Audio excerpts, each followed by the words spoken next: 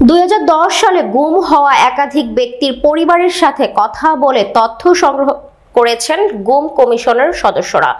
বিভিন্ন গোয়েন্দা সংস্থা ও আইন শৃঙ্খলা বাহিনী দ্বারা গুম হওয়া ব্যক্তিদের সন্ধানে 5 সদস্যের গঠিত গুম খুন কমিশন সোমবার রাজাপুরে মাঠে পর্যায়ের তদন্ত কার্যক্রম শুরু করেছে।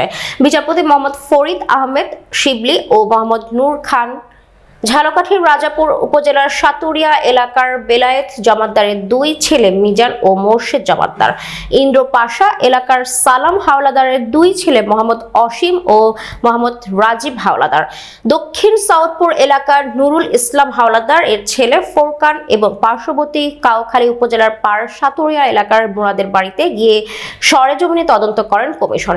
এ সময় উপস্থিত ছিলেন উপজেলা নির্বাহী কর্মকর্তা রাহুল চন্দ্র, সিনিয়র সহকারী police super Rajapur circle Mohammad Shah Alam, OC Mohammad Ismail Hossain এবং কাইখালী উপজেলা নির্বাহী কর্মকর্তা সহ প্রশাসনিক কর্মকর্তা।